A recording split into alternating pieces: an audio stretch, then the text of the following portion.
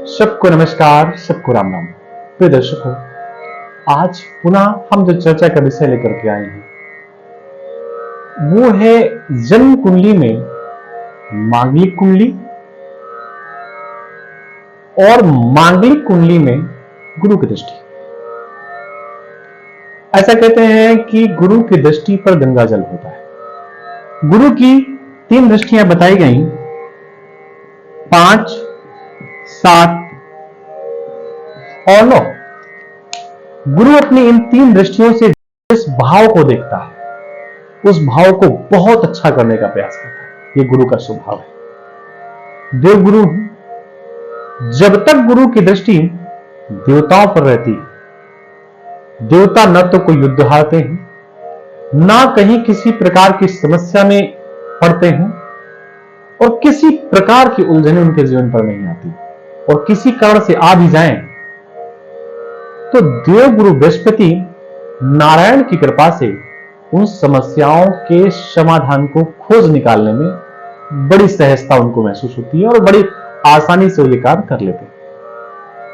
लेकिन पूरी जितनी कुंडलियां हैं उन कुंडलियों में प्रत्येक अशुभ प्रभाव को गुरु की 5, 7 और 9 इनमें से कोई भी दृष्टि पड़ जाए तो उन भावों में होने वाले दूषित प्रभावों को गुरु अपनी दृष्टि से दूर कर देता है।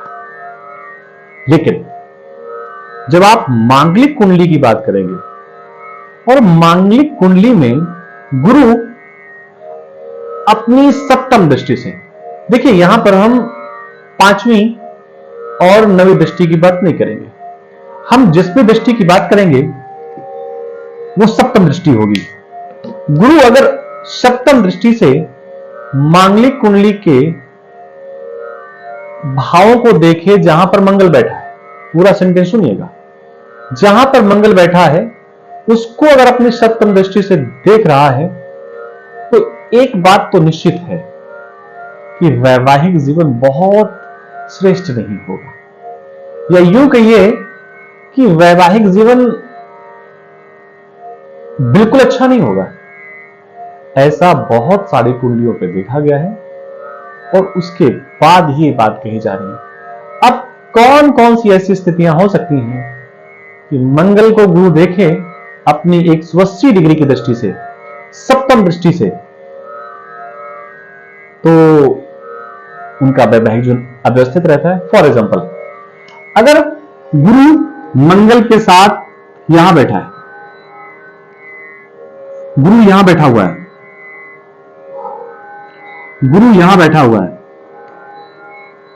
गुरु यहां बैठा हुआ है और गुरु यहां बैठा हुआ है, मांगलिक कुंडली है और अपनी सप्तम दृष्टि से गुरु इन भावों में से किसी भी भाव में बैठ करके मंगल को देख रहा है, तो निश्चित मानिए वैवाहिक जीवन डिस्टर्ब होना है।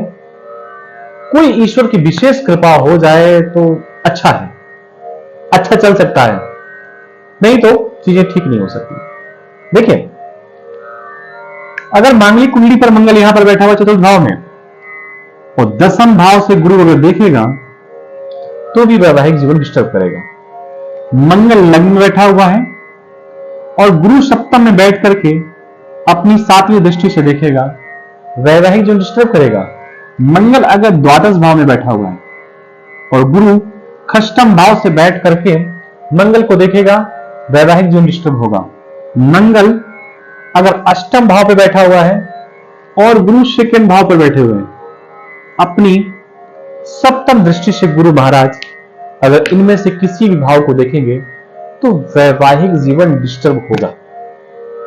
अगर कोई आपका बहुत निकटतम का मित्र है, बहुत कोई नजदीकी व्यक्ति है, आप उसका कल्याण चाहते हैं, आपकी बात को वो सहजता से सुन सकता है, सहजता से मान सकता है, तो ऐसी स्थिति में आप उसको धीरे से बैठाल करके समझाइए कि जन्म कुंडली में ये स्थितियां हैं।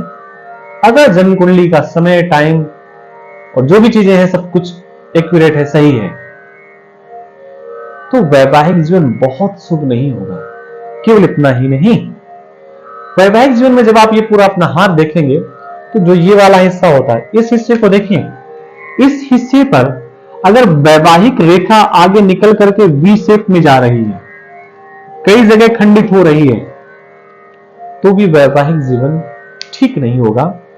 विवाह करते हैं तो बहुत सोच समझ करके ऐसे निर्णय लेने चाहिए, किसी श्रेष्ठ आचार से बात करनी चाहिए, और विवाह के पहले अगर दोनों की कुंडलियों पे ऐसी स्थिति है तो उनको बैठाल करके धीरे समझाना चाहिए कि ये स्थितियां उत्पन्न हो सकती हैं।